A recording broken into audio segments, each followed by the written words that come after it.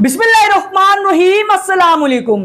अब खतरा उनको भी महसूस होने लगा है जो इजराइल के हर आतंक में जब जब उसने मचाया मिडल ईस्ट के अंदर इजराइल का साथ दिया, ना सिर्फ साथ दिया बल्कि उसकी मदद भी की, उसके आतंक को सेल्फ डिफेंस बताया, बाकी देशों की तरह ये सोचकर कि भाई यहूदियों को फलस्तीन ही तो चाहिए, उसी को इजराइल बनाना है तो यहूदियों की मदद कर देते हैं, कम से कम हम तो खतरे से बचे रहेंगे। लेकिन ऐसा होता हुआ दिखाई नहीं दे रहा। साइप्रस की डेली पॉलिटिक्स और एक्सपर्ट ने क्या टाइटल दिया है रिपोर्ट को आपकी स्क्रीन के ऊपर, as if Cyprus were another promised land, यानी जैसे फलस्तीन को यहूदी बताते हैं कि ये वादा किया गया, खुदा की तरफ से हमें वादा किया गया है इस जमीन को देने का, देश दोबारा से बनाने का, तो वैसे ही साइप्रस जो इजराइल से थोड़ा सा ही दूर है, मेडिटेरेनियन सी के अंदर ही वो लगता है, वो इजराइलियों के लिए दूसरा प्रोमिस्ड लैंड है, रिपोर्ट कह रही है साइप्रस की। मामला क्या हुआ है अब ये भी सुन लीजिए।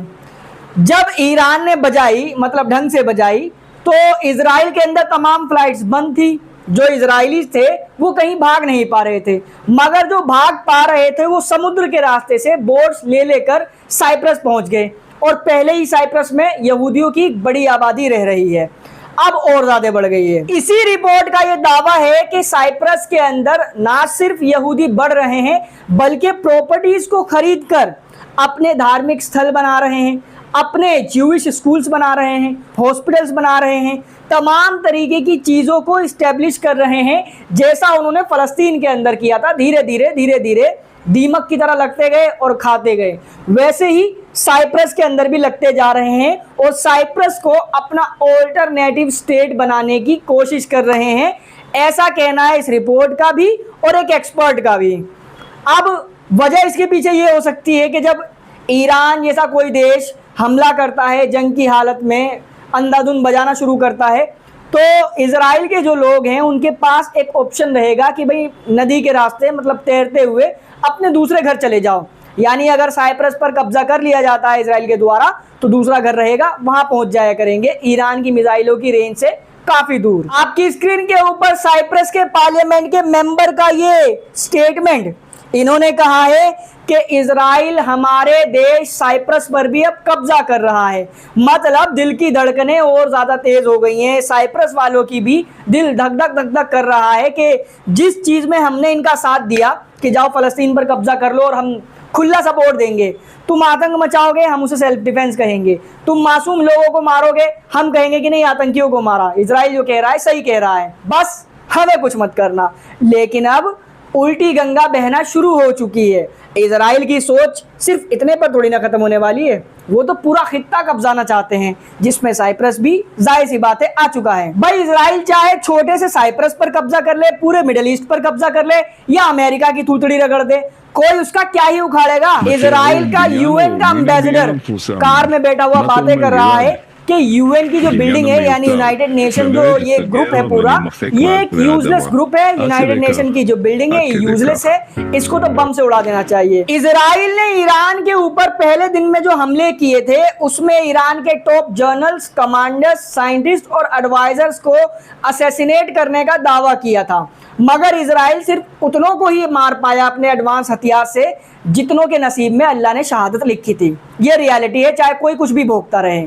लेकिन जिनको अल्लाह ने बचाना था, जिनकी जान अभी नहीं जानी थी, उनको अल्लाह ने इजराइल के एडवांस हथियारों से भी मरने नहीं दिया, जिसमें एक नाम शामिल है अली शाम खानी, जो ईरान के सुप्रीम लीडर के एक सीनियर एडवाइजर बताए जा रहे हैं। इन्होंने क्या कहा अपने इंटरव्यू में आपकी स्क्रीन के ऊपर कि जब इजराइल ने मेरे अपार्टमेंट पर बॉम्ब गिराया तो मुझे ऐसा लगा कि भूकंप आया है और अपार्टमेंट गिर गया। 3 घंटे तक मैं मलबे में दबा रहा, उसके बाद मुझे निकाला गया। बाद में मुझे पता चला कि इजराइल ने बम गिराया था, उससे जो पूरी बिल्डिंग थी तहस नहस हो गई, मगर इनकी जान नहीं गई, बच गई। कई सारे कमांडर्स और जनरल शहीद हुए। एक और कमांडर IRGC के जो शहीद बता दिए गए थे, लेकिन वो भी जिंदा बच गए। तो इस स्टोरी का मोरल क्या हुआ? किसी के पास कितने भी एडवांस हथियार हो तब तक नहीं मार सकता जब तक अल्लाह ना चाहे। अच्छा, एक होता है मरना, एक होता है शहीद होना। अगर कोई हक की राह में बातिल के हाथों से मारा जाता है तो हम क्या कहने वाले, कुरान करीम उसको कह रहा है कि उसको मरा हुआ मत कहो, वो जिंदा है लेकिन तुमको नहीं पता। शहीदों को कभी हम मरा हुआ नहीं कहते, खासकर मुसलमानों में। अब जो नंगई मचाने के लिए लड़ता हो, पोर्नोग्राफी के लिए लड़ता हो, अडल्ट्री के लिए लड़ता हो, शराब के लिए लड़ता हो, औरतों को, महिलाओं को ऑब्जेक्टिफाई करने के लिए लड़ता हो, खामखा का झूठ मूठ का एक कहते ना कॉन्स्टिट्यूशन, संविधान, एक सिस्टम ऐसा लगा इंप्लीमेंट करने के लिए लड़ता हो जिसकी वो खुद ही कोई कदर नहीं करेगा, खुद ही उसकी धज्जियां उड़ाएगा, अगर वो लड़ते लड़ते मारा जाता है तो क्या उसको शहीद कहा जाएगा? भाई शहीद तो उसी को कहा जाएगा ना जो मोरालिटी के लिए लड़ रहा हो, मोडेस्टी के लिए लड़ रहा हो, हक के लिए लड़ रहा हो, सचमुच में औरतों महिलाओं की इज्जत और उनकी आबरू के लिए लड़ रहा हो। तो ये सब तो इस्लाम ही दिलाता है ना, और इसके लिए जो लड़ेगा शहीद तो दरअसल में वो माना जाएगा। देखो, क्लियर तो अभी तक नहीं हो पाया है कि अमेरिका और इजराइल ने ईरान के न्यूक्लियर फैसिलिटीज को पूरा तबाह कर दिया है, आधा तबाह किया है, 25% तबाह किया है, 12% तबाह किया है।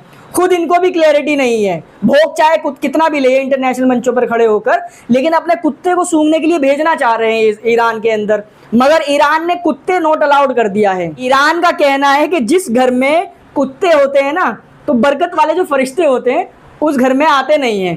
तो अब ईरान ने कुत्तों पर बैन लगा दिया है कि कोई कुत्ता ईरान के अंदर नहीं आएगा, ना सूंघने, ना झांकने, ना देखने। ईरान ने सारे कैमरोज को, जो यूएन के कैमरे थे कुत्तों ने लगवाए हुए थे सूंघने और देखने के लिए, वो हटवा दिए हैं। अब तुम लेके इन्हें दफा हो जाओ। तुमने खबरें दी थी, तुमने सूंघ सूंघ कर बताया कि कितना यूरेनियम हो गया है, कितना करीब है ईरान परमाणु बम बनाने के। इसी वजह से इजराइल और अमेरिका ने हमले किए। अब कोई खबर देने वाला भी नहीं है। इजराइल और अमेरिका जो इतने बड़ी इंटेलिजेंस वाले बनते हैं, दरअसल में खबर इनको IAEA का चीफ जो था इजराइल और अमेरिका का डोगी, वो दे रहा था। अब कोई है नहीं खबर देने वाला। परेशानी और ज़्यादा बढ़ती जा रही है, पेट में गुड़गुड़ी मच रही है कि कहीं सच में ऐसा तो नहीं हुआ कि ईरान का फोर्दो और जो इस्पाहान का पावर प्लांट था, फैसिलिटी थी, वो तबाह हुई है या नहीं। और तो इनकी इंटेलिजेंस का ये दावा है कि अभी तो किसी को पता ही नहीं है कि ईरान के पास कितनी फैसिलिटीज अभी और मौजूद हैं नातांज और फोर्दोव के अलावा। ईरान का यूएन एम्बेसडर यूएन में क्या कह रहा है, यूरेनियम को एनरिच करना जारी रखेंगे, किसी के बाप से नहीं डरेंगे। तो कोई तो वजह है, कोई तो जगह है जहां पर ये कर रहे हैं। ईरान ने 400 किलो यूरेनियम ठस कर दिया, गायब कर दिया, किसी को नहीं पता कहाँ है। तो कोई तो जगह ऐसी होगी जहां पर डोगी की नाक नहीं पहुंच पा रही। खेल बड़ा लंबा चौड़ा है, ईरान बड़ा ही ज़बरदस्त खेल खेल रहा है। कहने वाले कह रहे हैं कि ईरान सिर्फ अपने लिए लड़ रहा है और ईरान को अपना बाप बनाने वाले ये सुन लें कि ईरान ने लड़ाई गाज़ा के लिए नहीं लड़ी, सिर्फ अपने लिए लड़ी है। तो आपको मैं एक चीज़ बताता चलूँ भाई, ईरान कोई फरिश्तों की जमात में से नहीं है और ना ही उसके पास ऐसी कोई गैबी ताकत है कि वो कितनी बड़ी ताकत का मुकाबला कर लेगा। उसको भी ट्रिक्स अपनाने पड़ते हैं। अब यमन के हुदीज़ ने कहा कि हम गाज़ा के सपोर्ट में हमले कर रहे हैं इसराइल पर। ईरान, अमेरिका, वेस्ट और इजराइल ने क्या कहा कि यमन वाले ये जो हुदीज़ हैं ये आतंकी हैं। लेबनान के हिजबुल्लाह ने कहा कि हम गाज़ा के समर्थन में इजराइल पर हमले कर रहे हैं। तो अमेरिका और वेस्ट ने क्या कहा कि ये आतंकी हैं। इराक के रेसिस्टेंस ग्रुप और भी इधर उधर के जो लोग कहते हैं कि गाज़ा के सॉलिडेरिटी में हम खड़े हैं, उनको ये आतंकी कह देते हैं। समझ रहे हो ना मेरी इस बात को? मतलब जो गाज़ा का साथ देगा ये उनको आतंकी का टैग लगाकर उस पर हमले करेंगे। ईरान अगर खुला कह दे कि गाज़ा के सपोर्ट में, जबकि खुला वो कहता है, लेकिन ईरान के ऑफिशियल्स ऐसा नहीं कहते। ईरान गाज़ा के अंदर जो मिलिट्री वगैरह है उसको ट्रेंड किसने किया, उनको हथियार किसने दिए, उनको इस चीज़ की नॉलेज किसने दी कि किस तरीके से रॉकेट्स बना बनाकर अपने दम पर तुम लड़ सकते हो? बताएगा कोई? सिर्फ ईरान ने। लेकिन जो सुन्नी मुस्लिम कंट्रीज़ हैं, बीइंग अ सुन्नी, मेरा ये क्वेश्चन है कि सुन्नी मुस्लिम कंट्रीज़ और लीडर्स को अपना बाप बताने वाले, पता नहीं जायज़ है या नाजायज़ है, तुम्हारा ये कुर्दोगलू हो, तुम्हारा वो MBS हो, वो नशेड़ी, वो शैतान की औलाद, या कोई और भी दोगला दलाल जिसको तुम अपना अब्बा मानते हो, उन्होंने क्या किया? भाई ईरान की बहुत सारी लेगेसीज मौजूद हैं बहुत सारी चीज़ें ऐसी मौजूद है जिसको ईरान का हेटर भी ये कहने पर मजबूर हो जाएगा कि भाई गाज़ा और फ़लस्तीन के लिए कोई अगर आवाज़ उठा रहा है, कोई जद्दोजहद कर रहा है, जाने दे रहा है, कुर्बानियाँ दे रहा है, पैसों में अपनी पूरी इकोनॉमी बर्बाद करवा ली उसने, वो ईरान है। उसके बावजूद भी सिर्फ नफरत इस चीज़ से है कि वो काले कपड़े वाले हैं, है ना। अब काले कपड़े वालों को सपोर्ट ना करके हमें सपोर्ट करना चाहिए टाई वालों को, वो सूट बूट के जो आतंकी होते हैं उनके साथ इत्तेहाद कायम करना चाहिए, और कर तो रहे हैं। देखो अब्राहम अकॉर्ड्स में ट्रंप ने ये पेश किया है, साइंस भी दिए हैं। अब्राहम अकॉर्ड्स में तुम्हारा अब जॉर्डन नंगा होकर शामिल होगा, सीरिया का ये तुम्हारा मुजाहिद है, तुम्हारा नाजायज़ अब्बा जो कहते हो तुम, वो शामिल होने वाला है। फिर तुम्हारा ये नशेड़ी शैतान बिन सलमान ये भी शामिल होने वाला है, और भी कई सारे निकल कर आएंगे।